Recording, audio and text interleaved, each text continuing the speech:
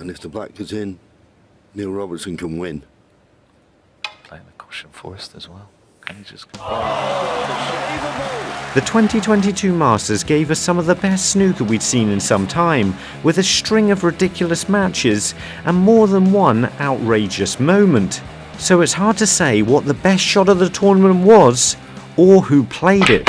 So I thought I'd find out for myself by attempting to recreate them as accurately as possible, in the fewest possible attempts. And do it for all of the best 12 shots. But the first shot I noticed was this really tough Judd trump shot. Judd looks completely out of position here with no pot to go for, but he manages to find a thin cut into the green pocket and still maintain perfect position on the black.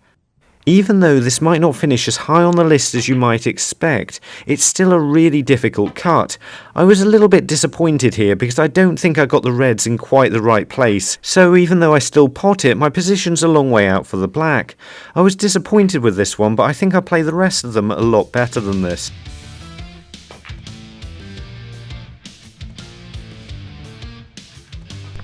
Next up we got Ronnie O'Sullivan. He was faced with this tough pot to win the frame and he just got down and knocked it in. It's difficult to explain if you haven't watched the match, but Jack Lazowski looked like he was on top of the safety battle in this one until Ronnie all of a sudden knocked in this long red, which was impressive because it looked like this frame was slipping away from him and this was his first real chance to do something about it.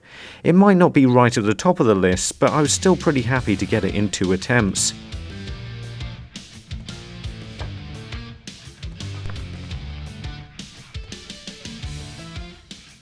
So I've taken the decision to try and get this Mark Williams shot out of the way early. Not only does he manage to hit the snooker one-handed, but he also manages to pot it.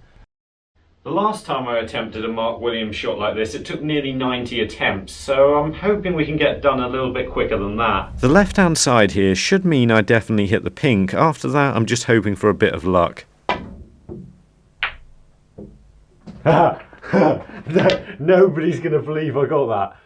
Well, that genuinely was my first attempt, which actually causes a bit of a problem because most of this video was supposed to be me playing that shot, so I'm going to probably have to add a few more. So instead of this video being the best 12 shots from the Masters, it's now the best 15.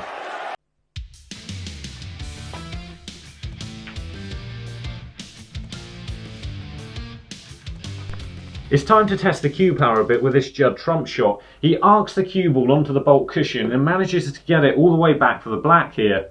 To make this shot work, you need both a lot of power and backspin, and as I discovered on my first shot here, it needs a tiny trace of right-hand side. On the first shot, I put a little bit too much side spin on, and it caught the middle jaw, which was a little bit unlucky.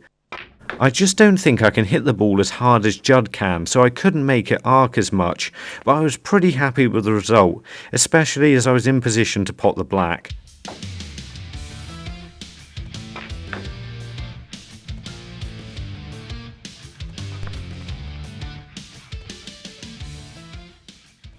We've got a phenomenal shot now from Barry Hawkins. This is probably one of the best shots of the week. It's just such a pity he ran out of position a couple of shots later. Because this is a crucial shot being played under quite a lot of pressure. It's actually quite thin and you need to play it with a lot of backspin to make the cue ball come round the angles for the black. If Barry had won the frame from it, it would definitely be a contender for shot of the championships because it's really difficult to get right. Fortunately on my third attempt I managed to just stop the cue ball in position good enough to pot the black. But it was a little bit close.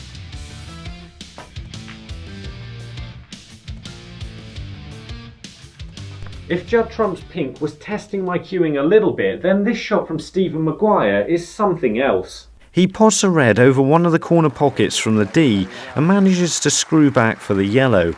If I want to play this, I'm going to have to hit it as well as I possibly can, with as much backspin as I can possibly get on it. And as you can see from my first attempt, playing it normally wasn't good enough. I had to throw my whole body weight at it, which made me miss a few times. Eventually I did get it like this, playing it pretty much perfectly, but on my table that is about as good as I could have done.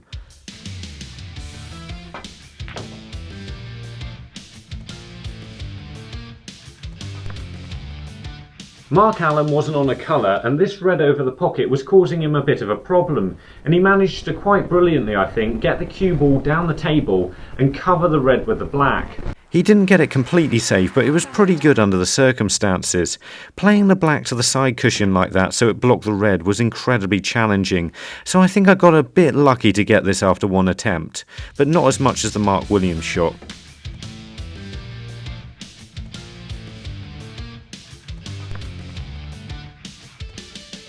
So Judd Trump had this shot against Kyron Wilson that I definitely believe's a contender for the best shot of the week.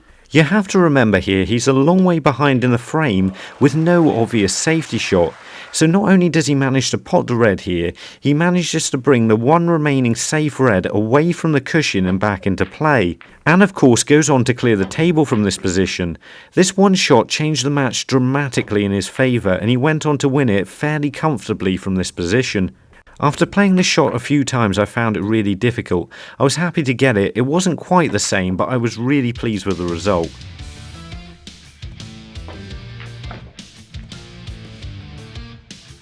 We've got a shot from Neil Robertson next after we find Samuel from Porto in Portugal. She's there. Neil Robertson's a little bit too straight on the black here, but he manages to get on the yellow by using a lot of reverse side. Neil was really impressive all the way through this tournament and a deserved winner in the end. This shot needs a lot of left hand side to make the cue ball spin to the right off the cushion. After my first attempt I realised I was going to be able to get the cue ball back far enough down the table, but hadn't quite allowed for how much side spin I needed to get on it. To get near the blue where Neil ended up, I was going to have to hit the cue ball really far to the left hand side, which of course made the pot really difficult and I ended up missing it. But once I got it right, I got the cue ball down the table far enough and just missed the blue, but still in position on the yellow.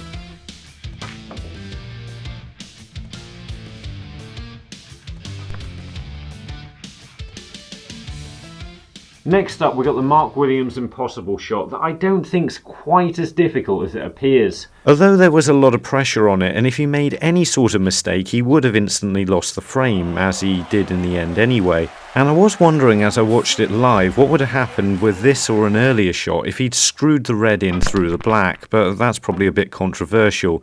As it was, I was trying to play the same shot as Mark and I managed to get it straight away. So there was a lot of pressure involved, but that really wasn't as bad as it could have been.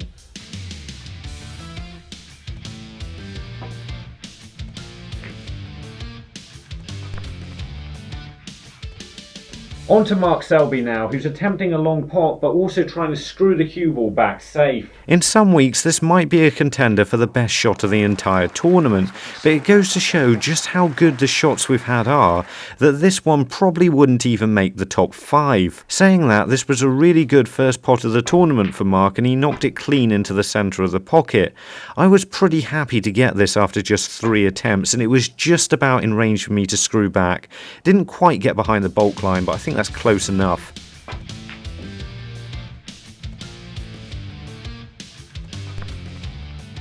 Once again it's Judd Trump. This time he's finished in a really awkward position on a pink that he desperately needs. Again, this is probably one of the best shots of the week for me. He played it as though it wasn't even difficult and it kept him in a really tight match against Mark Allen. I found this shot particularly impressive after my first few attempts when I saw how difficult it was to judge the angle with enough left hand side to screw the cue ball across to the black. I was having the most difficulty getting the pace right, so I was pretty happy to get this more or less perfectly on my 5th attempt.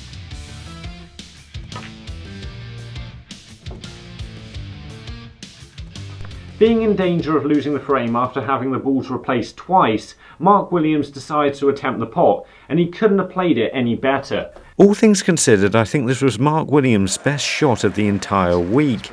He was in real trouble here and could have ended up losing the frame and it going to a decider, but managed to inflict the killer blow with this one. Not only that, I was finding it incredibly difficult to get anywhere near this one, so I was incredibly happy when I knocked it in and played it almost perfectly on my 5th attempt.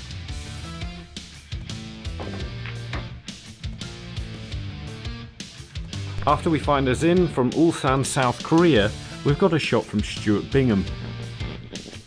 There we go. This one is a really well cued shot from Stuart Bingham at a crucial time. And to be honest with you, it's mostly in here because I want to see if I can actually play this one. Stuart manages to drag the cue ball back 12 feet here to get near the red, and although he doesn't end up in a position where he can pot it, he still manages to play a good snooker from this position.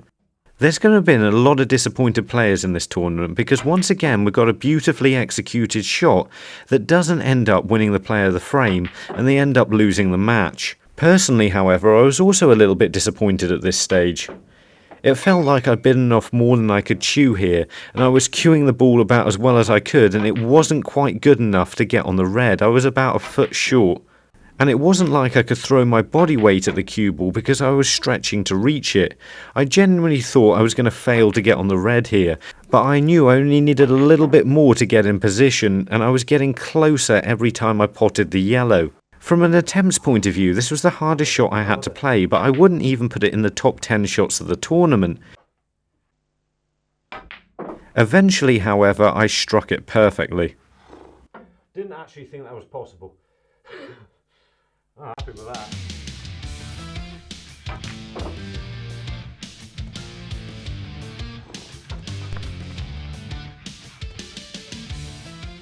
I've left this Judd trump shot until right at the end because it's clearly one of the best shots of the week, but I think it's definitely going to be the most annoying to recreate. The reason for that should be obvious, because when I play this shot and screw the cue ball back into bulk, I'm going to be smashing into the reds and knocking them everywhere, and it's not exactly the easiest pot in the world. So even though I had the positions of all the balls marked, it still took me quite a while to get all of them in the right place, and I was just hoping I would pot it on the next shot and I wouldn't have to do it again. Because of all the balls I had to put back, this genuinely felt like it took forever, although I managed to get it after 5 shots. Didn't screw back anywhere near the right place, but wasn't trying it again.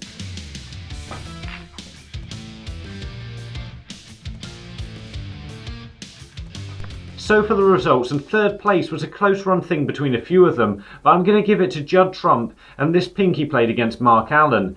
It was a really well executed shot at this time of the match, and there would have been quite a lot of pressure on this. Second place goes to Mark Williams and this really well executed red that he plays at a critical time in the match against Yang Bingtao. If he missed it, he could have ended up losing the match. But first place definitely goes to Judd Trump. Not only does he pot the red here and bring the other red into play, but the following clearance allows him to win the frame and get well ahead of Kyron Wilson. This happened at a critical point during the match. Although Mark Williams' pink was definitely the most spectacular shot, it definitely was a fluke, just like my recreation of the shot was. But to be honest, I was ecstatic to have got it straight away because I think I could have been there a long time, because anything under 50 attempts would have probably been good on that one. If you want to see more of me recreating shots, then we've got the best of the UK Championships and my own picks for the best shots of 2021 as a whole. And remember, don't just watch, play, and make the commitment to becoming a better player by subscribing to the channel and visit the website. See you later.